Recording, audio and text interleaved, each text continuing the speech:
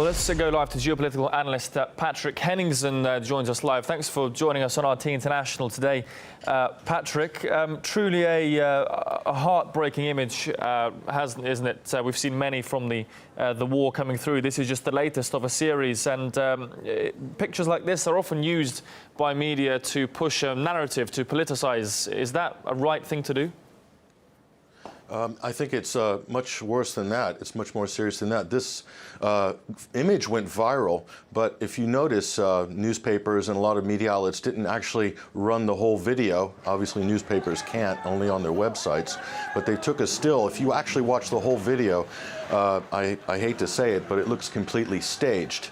You have this moment where they're taking this boy out of this dark corner, and there's 15 people standing around with expensive cameras filming it. Not exactly a scene for first responders. And then they take the boy and they leave him on his seat and no one's attending to him. It does look as if it was staged for the cameras and used in a very divisive way by the Western media to maybe further their agenda that they're trying to sell right now with regards to Aleppo. Of course, there'll be no doubt an investigation into it to determine exactly if that was staged or real. But, I mean, there's been a lot of media coverage, both sides here. We've run through quite a lot. One of them, Sky News, for example, they actually did an interview from Aleppo. It was an interview with a rebel leader, formerly affiliated with Al-Qaeda, of course. That's a terrorist organization recognized by the West and Russia and the Syrian government. The photo there was published next to a well-known image of that boy. Do you think that could perhaps be misconstrued as, you know, by the audience? Could that be perhaps linking two things which aren't linked? Look, this follows a long pattern which is really being ramped up right now. This is a media war. This is a public relations war. And they're trying, the Western media, with the support of Western governments who have been backing the so-called rebels who are basically terrorists in East Aleppo right now, this group centered there.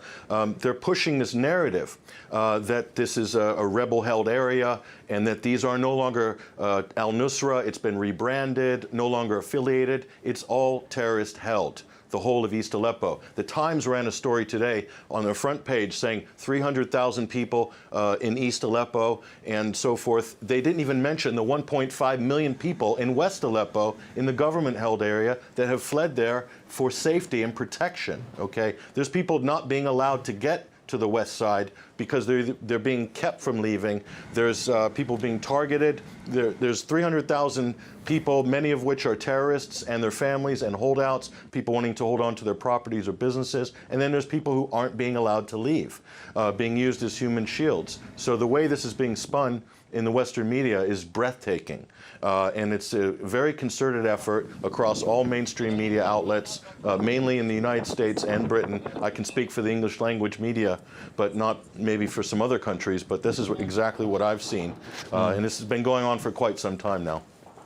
And staying on the subject of media and who exactly is given a platform, who exactly is covered in that. I mean, this particular rebel is a pretty controversial militant, certainly one that may not be considered moderate by all sides, and yet he's been given a platform to speak on a major, respectable international news outlet. What do you make of that?